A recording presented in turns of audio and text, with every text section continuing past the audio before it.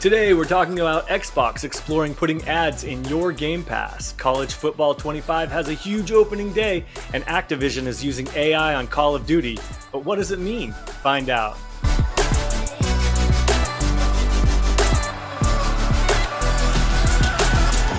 Welcome, friends, to this week's episode of Good Playing With You, the weekly gaming podcast. I'm Dan Whitehill, and this week I'm joined by our Good Playing Good buddies, Matt Lord. Hey, how's it going? And Matt Maulding. Hey now. Before we jump into the headlines, let's check in with our regular roster of Matts and find out what everyone's been playing this week. Lord? It's good to be back, fellas. Yes, welcome back. It was You were missed. I was exploring Philly, and the only thing Are I you one brought of the with me. protesters that rode on the Liberty Bell? Oh, I got in there. I said I spray painted Nintendo. I was like, Nintendo. There we go. You should have put like Good Playing With You. Oh, you're right. Missed opportunity. It was viral marketing. Luckily, I think we actually just left when that was kind of popping off. So like that was kind of a relief. Yeah. But the only thing I brought was my trusty Game Boy emulator. So I beat. You love that thing. I love that thing. I'm just like, I got that thing raw dogged in my pocket at all times. And I beat Kirby Nightmare in Dreamland. And that was like one of the, a great GBA title. I had such a fun time. Dan, have you played that one? Not that one. Not that one. Oh, well, it just kind of reminded me of, the original ones, but you have all these cool powers in it. I had a blast. That ate up a lot of time. But then before I went off to Philly, I got wrangled into quite a few rounds of Valorant. So that was interesting. It was my first real, really dipping my toe into that game. And I got to say, Maulding, being the other super Overwatch fan as you are, I got to say this one, I mean, it's more shooter heavy, but now that this is coming to consoles, or it did come to consoles, yada, yada, I think I see what they're going for. It's a combo of Overwatch and Twitch shooter Counter-Strike. So there was actually really a lot of fun to be had there. And so I think it's going to blow up on console. I know a lot of people are talking about Concord and everything right now, but this one was a blast. I think Valorant is gonna have some legs on the console. Would you guys ever? Is it free to play or is it? I believe so. I believe it's gonna be free. It's free to play on PC. I can imagine it's gonna be free to play on console as well. But yeah, good times. I mean, I'll check it out. Yeah, heck yeah, yeah. Why not? And that's really it for me, boys. Good to be back. Yeah. Well, yay. Maulding? Same thing as I was playing last week, just more Baldur's Gate. So I'm not going to bore anyone. It's just I'm still being evil. I killed some pigeons earlier today. Some talking in real pigeons. life or the game? In the game. And just had to specify with you. Yeah. And to balance off the evil I was feeling from playing so much evil, I decided to start Tears of the Kingdom again. So I'm playing Tears of the Kingdom again. I was also inspired by our guest host last week who worked on the launch. So I was just kind of inspired to play again. And then I also played Flintlock. And I don't have a very big review of it. This is a game that came out last week. It's a Souls-like game. Came out on Game Pass. And full disclosure, I put it on the hardest level, the hardest difficulty, which I do when I play games, and I got trounced constantly. I then got frustrated with it. So keep that in mind when I talk about it, that could be one of the reasons why I did not like it so much. But I'll point to some other things about it that had nothing to do with the difficulty. And one is that in these Souls-like games, you kind of have to be pretty aware of your surroundings at all times because the enemies jump out at you. They surprise you in places. And the whole concept of this game is that you have this little god creature who's like this little fox with you the whole time. And I was constantly thinking it was an enemy jumping out at me because he's like running around, and it was really distracting for the game because the game is, you got to watch out for stuff, and to have this thing constantly jumping out of you, I did not like that at all. So I didn't like that. They set you up with what seems to be a lot of movement opportunities, and maybe only because I didn't get very far into the game. When I tried to employ those movement tactics on enemies, I just got trounced all the time. Like, they did not react well to me jumping around. They always found me. I was always hit hard. So that didn't feel good. Again, that may have been the difficulty. But finally, one of the great things about it that they did is they employed a kind of a banking system for your souls, for your points. And those are the points that you use to level up. And what they did is the more you hit someone, the more you hit and kill enemies and do different ways to do it, you start gaining points. But if you get hit, those points disappear. So you have to bank them. And it reminded me of The Weakest Link, because every time I was playing, I was like, ooh, I better bank it before I get hit. And I was just constantly getting hit, constantly losing my points. But I actually really liked that concept, and I would love to see it in another Souls game. But yeah, try it out for free on Game Pass. You might like it. The story not that engaging. I wasn't that into it. What was happening? But again, I didn't get very far. So maybe I'll try it again and lower the difficulty. How do you feel about? I just saw Yeah. before the show a hubbub about people were freaking out because if you play that on like the lowest difficulty, you don't get achievements. Have you seen that little tidbit? I did not see that, but I completely agree with playing it on the I lowest agree. difficulty. Yeah. You should not get achievements. I agree. So I agree with that. Okay. I wasn't. Yeah, Um, people seem to be up in arms, so I wasn't sure what you guys thought. I I kind like of it. agree. I mean, if you just skip through the game, I don't think you should get an achievement either. So, I mean, maybe Achievements should mean achievements. something. Yeah, should be they something. should. Like, maybe you get 20 points at the end for playing through the game. Yeah, And thanks for so you playing, played kid. through and you completed it, and it's like, oh yeah, congratulations, 20 points. But not like, I don't think you should get the achievements for like beating bosses and stuff on the low on a difficulty that you like one hit the boss and then you get an achievement. No, I don't. I do not believe in that. yeah. Play games however you want. Right. Is my mantra, but that's just my own opinion. What about you, Dan? What have you been playing? Well, I don't want to talk about what I've been playing. I want to talk about real quickly All right. before we So that's hop the in end of here. the pod. Thanks Yeah. for everyone for Yeah. joining I want us. to talk Bye. about two games I'm really interested in. I'm about to play, and I want to gauge your level of interest and talk about them to our audience as aware. The first is the 2v8 mode of Dead by Daylight came out today. So you can, it's got its own tome. You can update it. It's basically 2 killers and 8 people, and they've got larger maps. And yes, it's still the same tile-based chase that we all know and love, but the tiles have actually been changed and moved, and some of them are larger. So we have new patterns to learn, that's for sure. The map But- is bigger, right?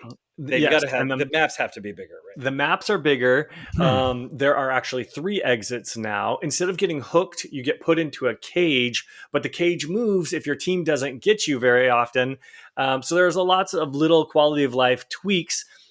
It's only going to be around for 2 weeks. So this week and then okay. next week, yeah. So we have basically 14 days or 13 days to play it.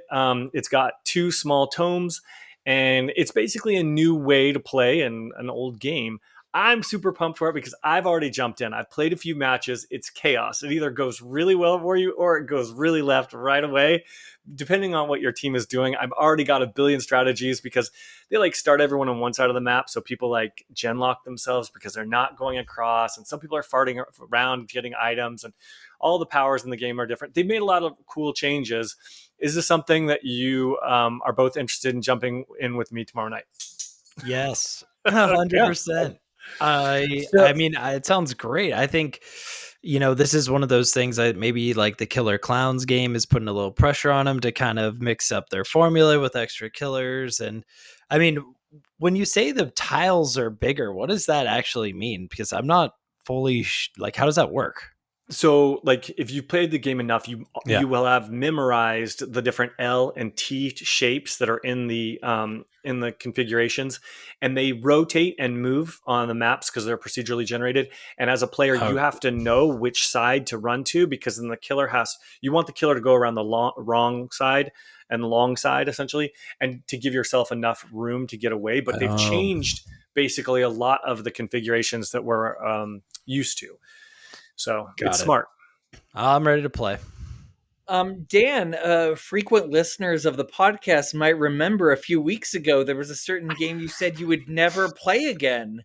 And I do believe it was Dead by Daylight. So how can our listeners ever believe anything you say?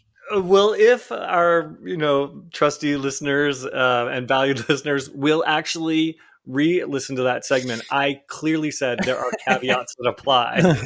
All right, okay. I truly was. Yes, and I said, and I kind of knew this because it was coming in my mind, so I was like, okay, caveats apply, because I am sick of 1v4, but 2v8, it's like a party, because you can get 8 people in one lobby. They've redone the lobby. You can put 8 people into it, and so you can. It's a full 8-person lobby. They're not mashing together. Yeah, no, and we can all get on the mic and we can totally team this. It'll be so much pretty fun. cool. Let's do it. Yeah, I'm looking forward to it. Okay, let's awesome. I will text you both when I'm online tomorrow. Perfect. And on Saturday. Let's go. All right. So the next game I wanted to talk to you guys about something is a new segment I wanted to call By Curious. And essentially, it is a game called 7 Days to Die. Now, this is a game that Maulding even called out and was like, why would I buy this? It's been around for over a decade. I played it like 10 years ago. That's what you think. So apparently the Fun Pimps, the company that makes this game, has been working on this update behind the scenes, I guess, for about 12 years now. And they finally are happy to release version 1.0. Now, I'm going to be completely candid. I did play the first one with Maulding quite a few times. I tried to get into it, but the graphics were so bad. It was visually offensive. It looked like maybe a PS2, and that's being generous. But this is coming from a guy who loves the Friday the 13th game. So they must have been really bad for him to not. Dude, I'm telling you, bad. DVD has those Friday the 13th party vibes. I'm telling you, we're going to have such a blast tomorrow. Anyway, I'm ready. But I digress. 7 Days to Die had a great loop. It was essentially you're in the wilderness with nothing, and then you have a certain amount of days or time to build your structure and an outpost, and then you get swarmed by a horde of zombies, and you repeat, and your outposts get bigger.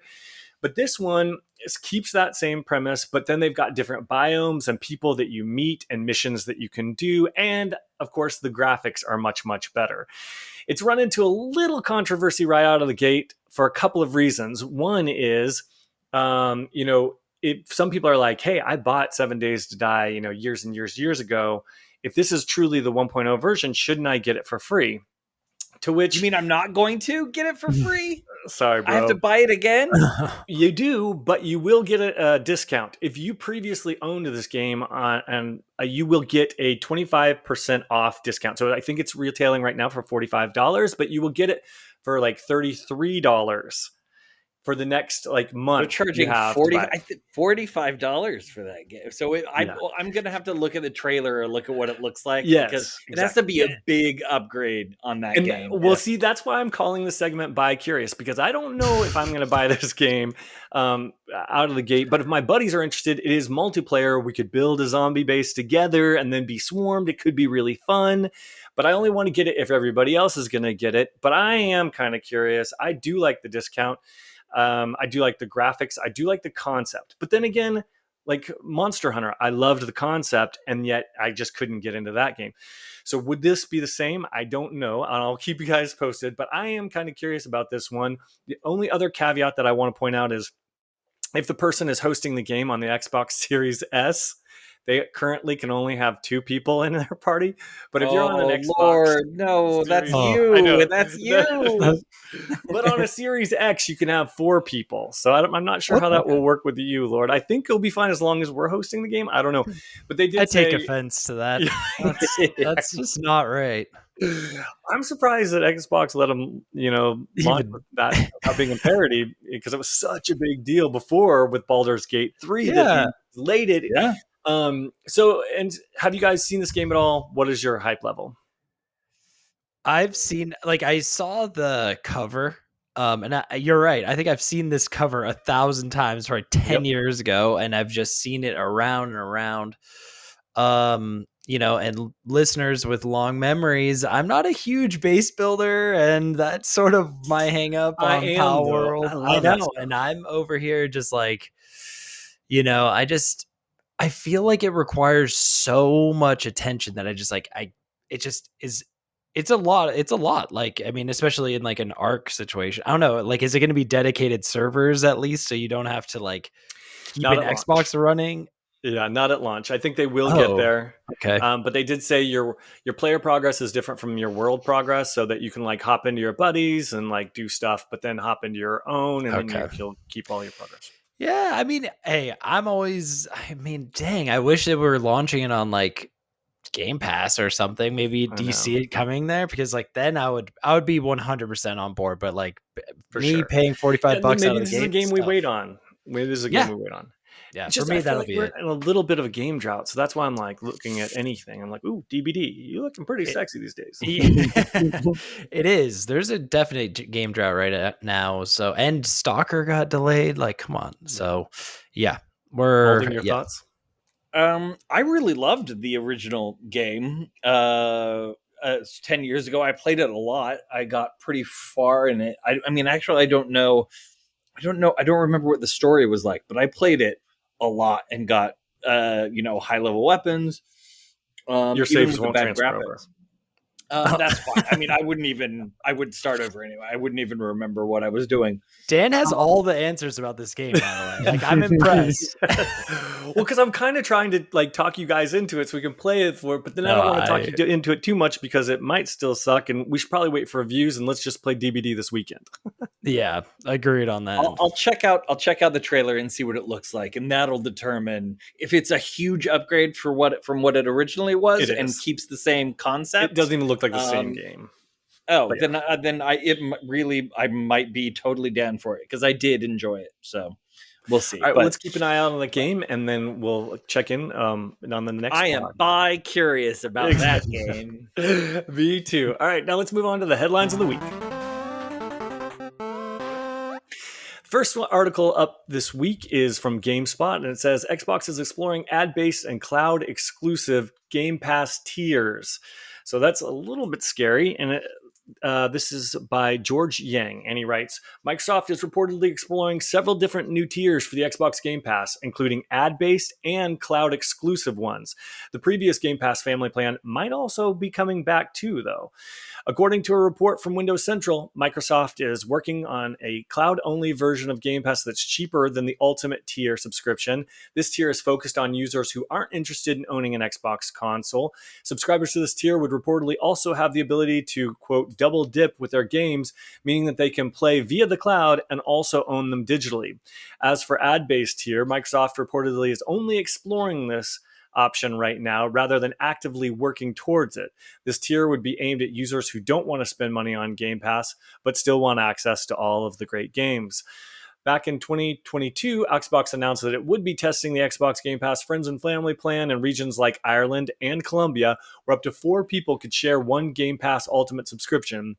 And unfortunately, Xbox ended that preview after less than a year, leaving the plan's future unclear. However, that plan is reportedly not dead and could return in some capacity.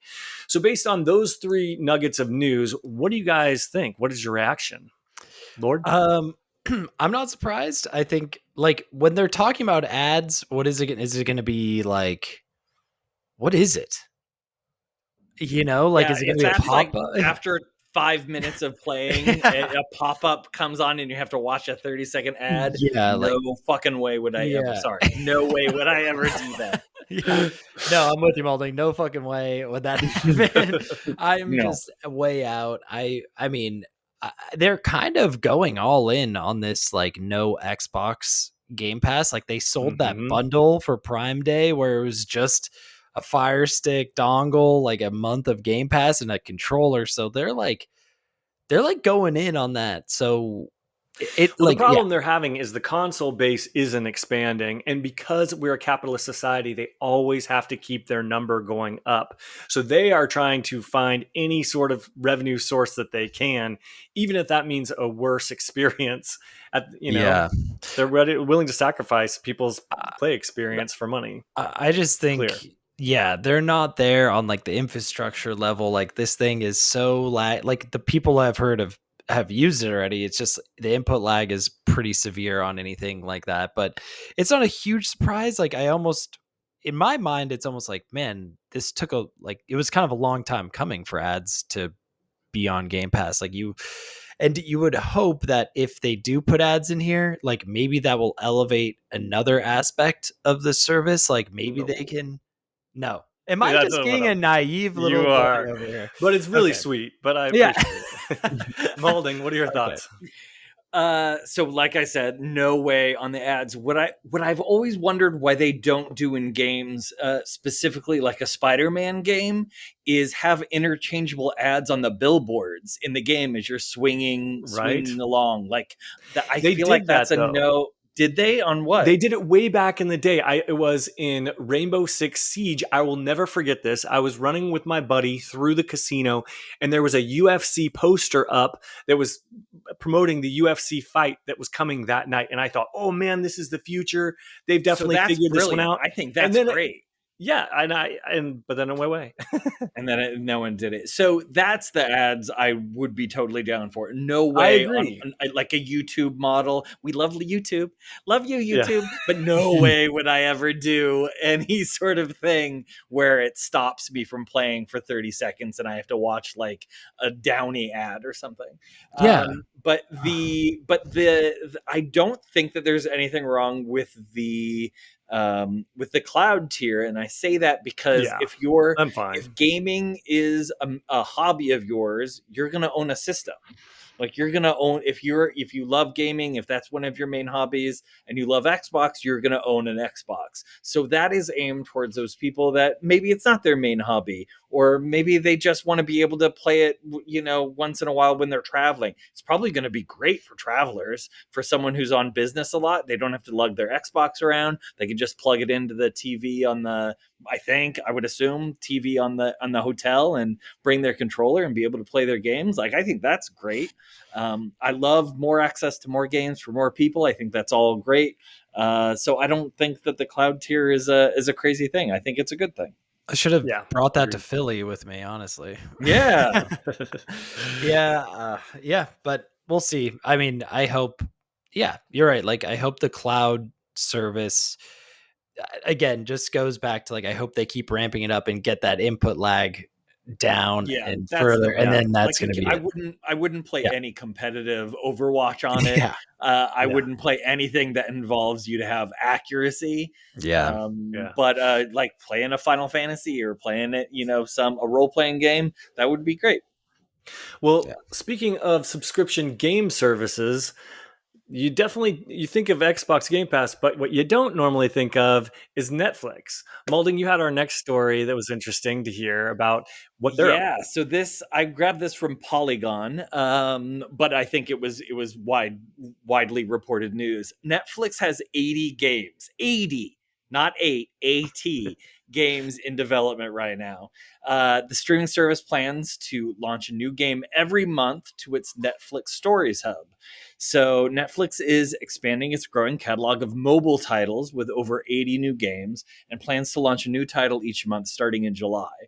During its latest earnings call on July 18th, the CEO and president and director, Netflix co-CEO, president and director Gregory K. Peters stated, "We've launched over 100 games so far. That's news to me. I had no idea. We've seen what works, what doesn't work. We are refining our program to do more of what is working with the 80 plus games that we currently have in development." So here's the thing: what they're doing though is they're making basically mobile games on IP that Netflix owns. So these new titles will be considered interactive narrative games based on IPs like Emily in Paris and Selling Sunset. These titles, dubbed Netflix Stories, will be available through their own hub on the Netflix app and are largely used to draw attention to the other exclusive content available on the streaming service. I would never probably play any of these games, Well, have but you I guys think played it all on Netflix? Because they I have a lot. Have you guys played? Because I've no, been in there. I I played don't them have a all. Netflix subscription, so Oh, I played them all. um, So I can just tell you And right now, they're yeah, awful. what are they? Yeah, I would. Yeah, I would. Wheel of There are Fortune. there are two ways to play because I'm curious about everything.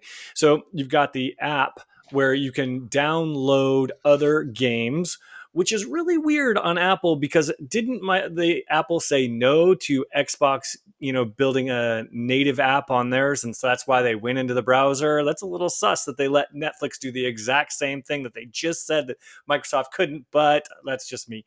So essentially, you can open another store and you can download all of these apps. And then these apps, when you open them on your iPhone, they check for your Netflix subscription. So you will be asked to log into Netflix, and then it goes back to the app.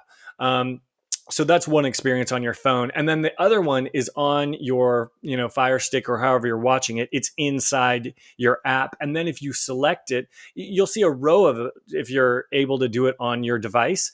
And if you click on it, it's very it tells you to download another Netflix app on your God. phone. Yes, it's already awful. And you use your phone as the controller connected to your Fire Stick. So you're already but it's natively installed, but the phone is not an acceptable controller for video games. But I could be the audience, not the right audience, because you're right, Yeah. Maulding. You nailed it on the head when you said these are games that are like stories and things like that are from their IP. That's what I saw a lot of. I didn't see a lot of the stuff that I was interested in, although they did have the GTA trilogy or whatever, which I tried briefly, but on a phone. GTA is already hard as it is, but on a phone it was just even worse. So they have licensed that's some games, is what you're saying. So they've Yes, licensed they some actually games to bought play studios. on Netflix. They bought Night School, which is a really reputable studio who did Oxenfree and did the sequel to it. So they bought actual game studios to make their products. These aren't just cheap knockoffs, although some of them actually are. But my question here is, who are these for? Because if they're for the casual people, why are they making it so hard to get into it? And they're clearly not for gamers because they're not interesting. I would play. So I'm shocked to hear that they have that many games that they're creating. I don't know. It's just weird. Yeah. It's almost like they're doing it just to say they have it somewhere. Like maybe they're just putting that in a report. But I like the idea of a more I like Emily in Paris. So it's cool that they're making an Emily in Paris game. It's I kind of dig it. What can I say? Come on. I got you watch it fired up with the wife, you hanging out. It's maybe she would maybe together, maybe I'd be hey, Audrey, you want to play the Emily in Paris game? You could play strip Emily in Paris game. There we go. Okay, now we're getting to the bottom of this. So Netflix and chill is now. There we go. Play Netflix and chill. It's just it's kind of a strange one. I know that the one that definitely came to mind, Dan, was the GTA one, which I know it got kind of flamed because it was kind of it was mediocre. And then of course it's bad port. Yep. And then they are data mining you you have to download your phone, download something to your phone. So it's a whole thing that I don't know if I'm quite there yet, but I have played some games just on the Fire TV remote, which is actually kind of fun if it's super basic that I'm into, but having to go all the way to the phone, I'm out.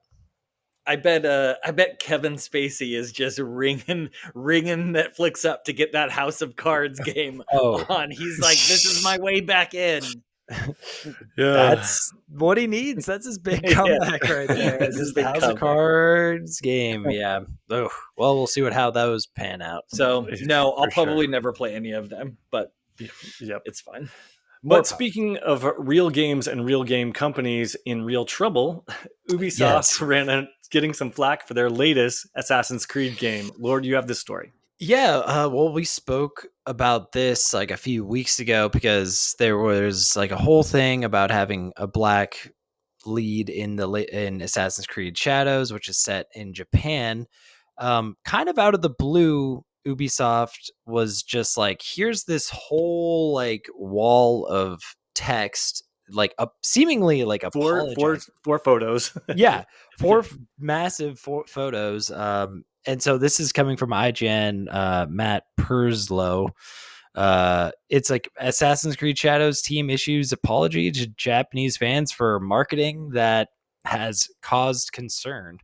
And like that's the thing. Like, I don't know if it's fully worth reading all these because it's honestly there's so much here that it's basically they're just saying, hey, like I'll just summarize it. It's basically saying, hey, like we were like this is a character that like does exist, but we're kind of taking liberties here. So like this isn't a complete historically accurate uh like storytelling moment. So like it's just strange because in my opinion, like I don't know, they could have done anything with this game. I don't Dan, like is there other moments in Assassin's Creed where they're using like real people for the protagonists?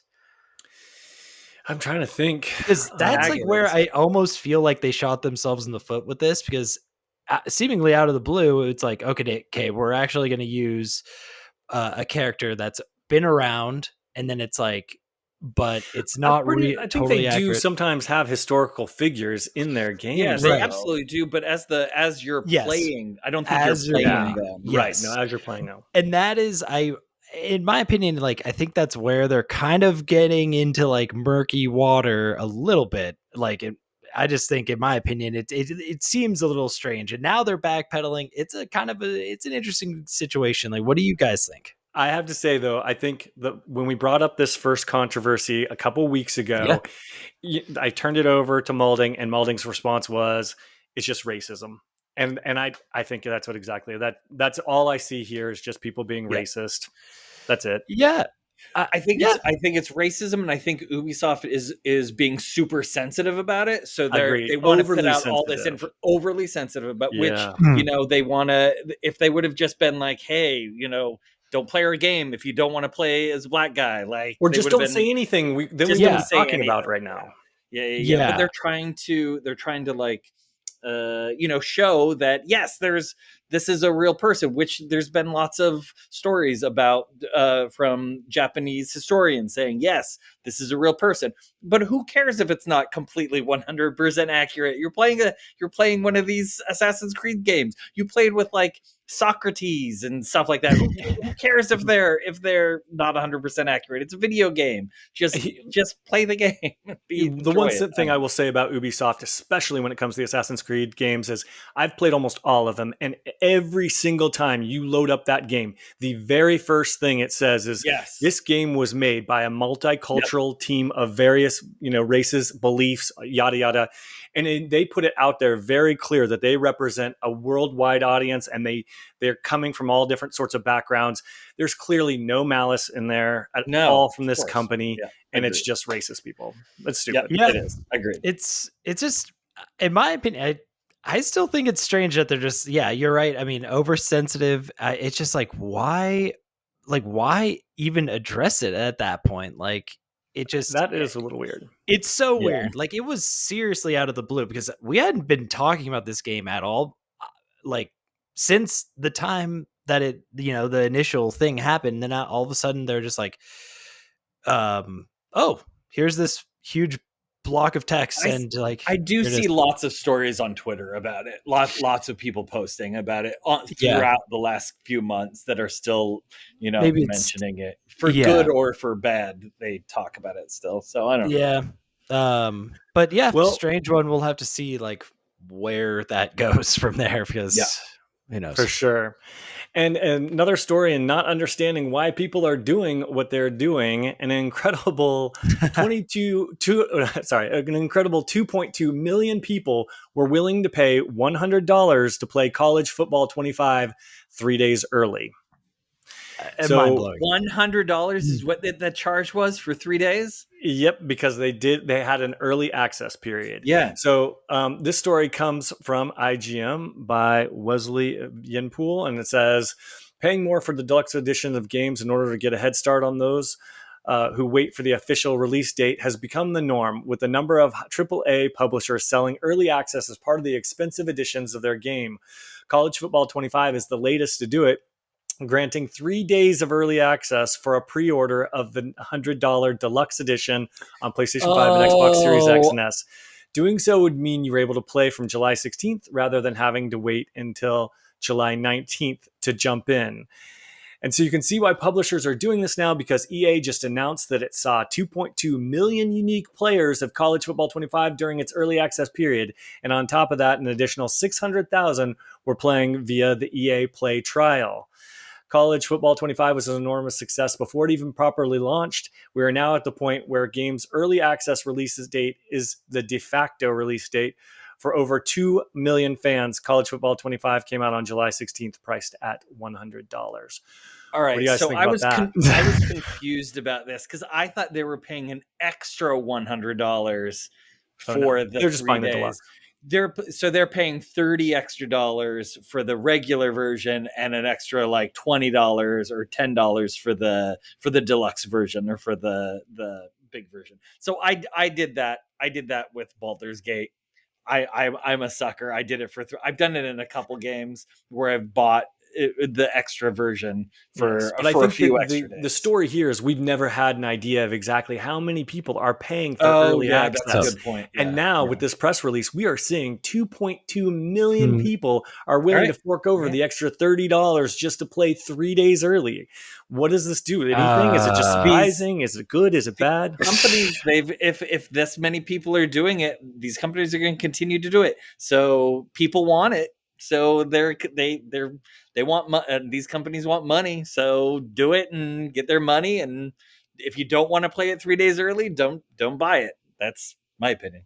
I mean, as much as a 2.2 million per player base is paying extra, it's like these people want to play college football video games that bad. That is No. insane. Like, I get it with Baldur's Gate because In that's their, like in a their video game. defense, in their defense Yeah. on this one though, like wasn't this the first college It football game was in a good in a decade or so? while, in a long time. Yeah. So maybe people were hankering for it, and people love They were. college football. Yes, but it's like paying $100 for a game just to play where I could be patient and wait 3 extra days and save myself $30. Like, I could do a lot of cool stuff with $30. So I could play like buy a whole nother game with that. I just think it's a bizarre thing. I mean, I don't know. I mean, what other, like, can you count on one hand how many games you've bought the early access for, or does it get Starfield.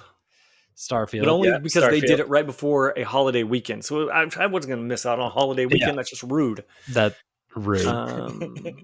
That's on them.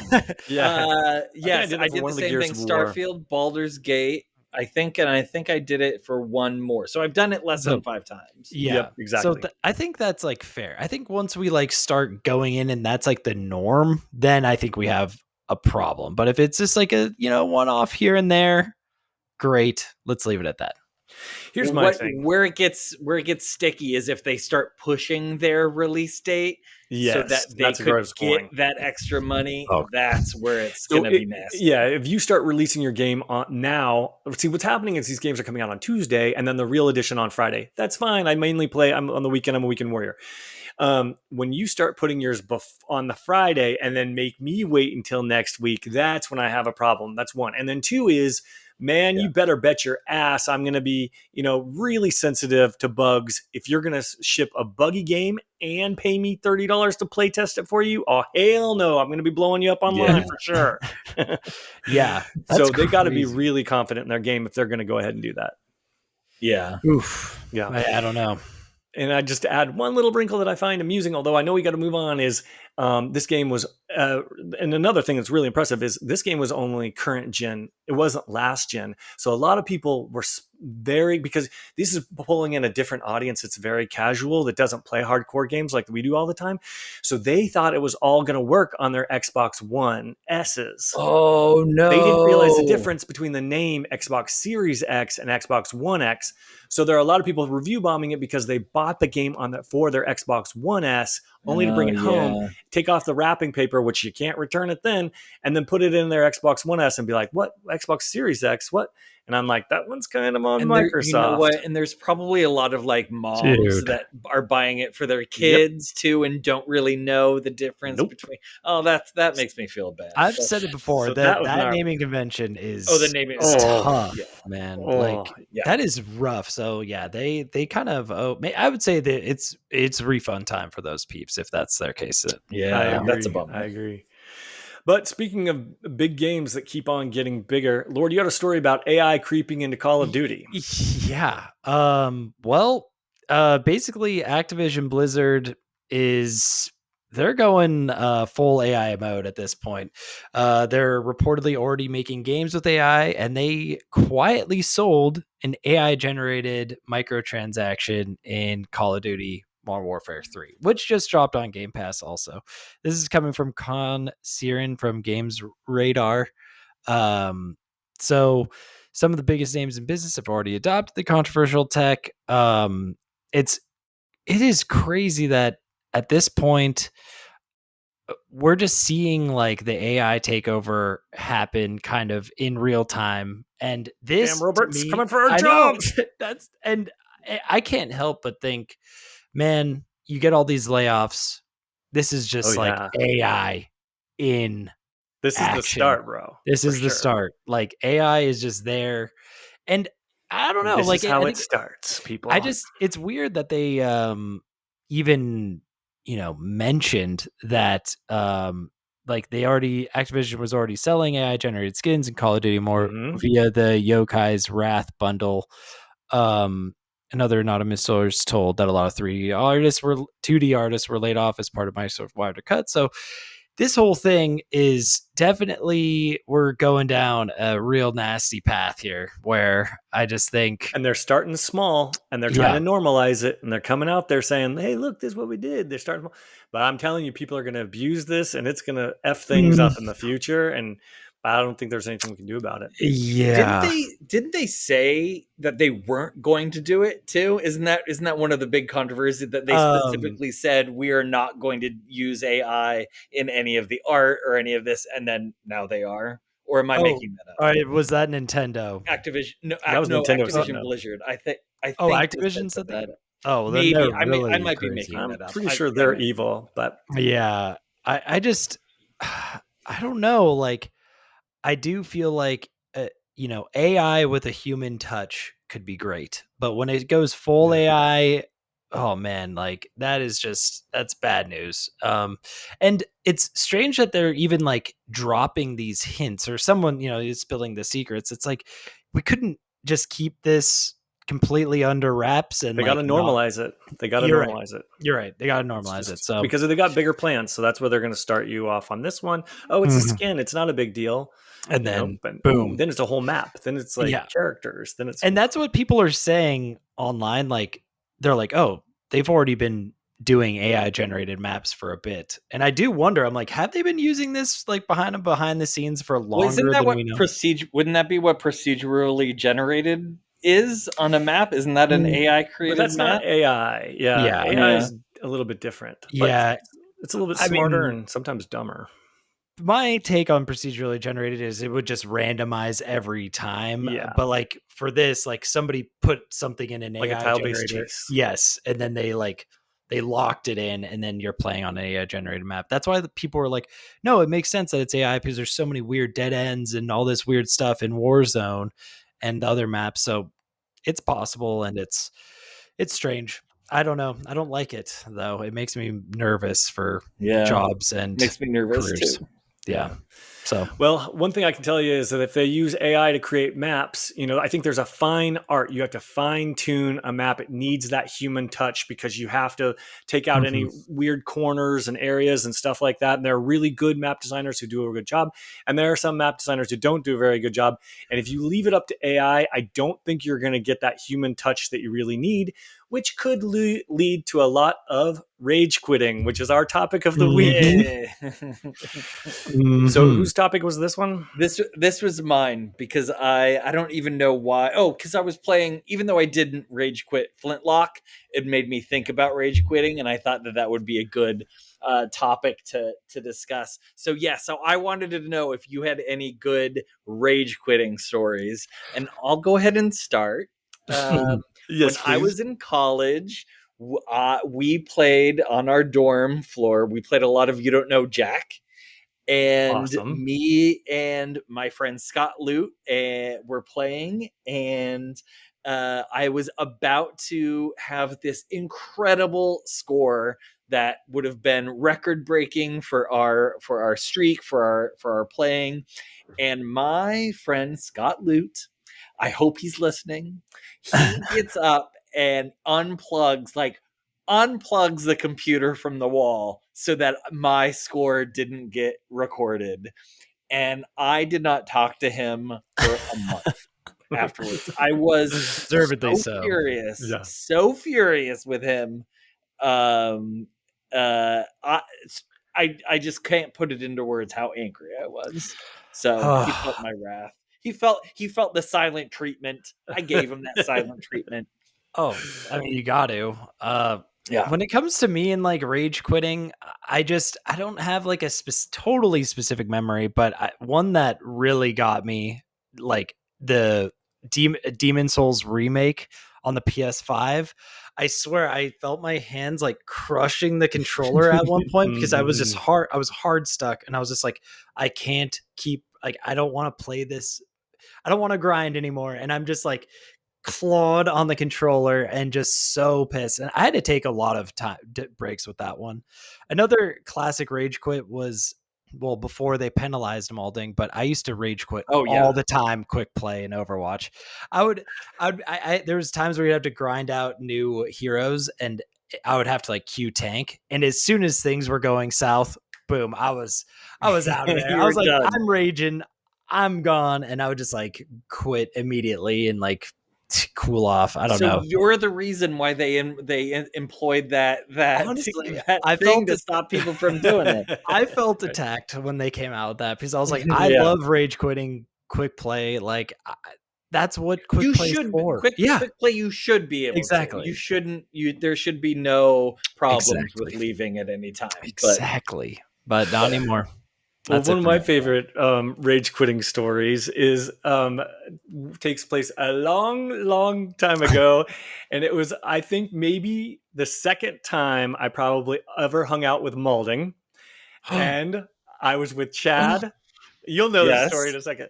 And I was with Chad and you, and we had just all like become friends in West Hollywood. I was really new to the group, and I wanted to fit into this group of friends. And so we were hanging out at Chad, who was just on the last podcast, house, and we started playing. It was The Weakest Link. Yeah. And so Chad, I talked to him about this last night. That's so funny. So we put in the game, we start playing it or whatever, and you have an opportunity, like as it gets really close to the end, at first we're being nice to each other. I want to fit in. We're just eliminating the AI players. And there are some other people in the house and that sort of stuff. So we were eliminating the very end. It comes down to like Chad, Matt, and I didn't know Matt very well, but I knew Chad pretty well, and he was starting to get really nervous. I saw him sweating over there. And so when it came time for me to eliminate someone, I had to choose between Matt and Chad. And because I knew Chad better, I chose Chad, and he lost it, but in a funny way. Like, he put on this production. He throws the controller. He runs into his room and slams the door. It was like one of the funniest things I've ever. So maybe it wasn't rage, but it was like a big dramatic quit session. And I was just like, okay, I have to be friends with these people because you people are completely insane. Well, a little backstory of why it hit him so hard is because we had been playing that game for a while before, and any party, he was always the very first one to be voted out because he was so dramatic about it each time. So people loved to get that reaction out of him. So you were just like picking at his PTSD from us voting him out for us all the time. So worth it. So worth it. That's awesome.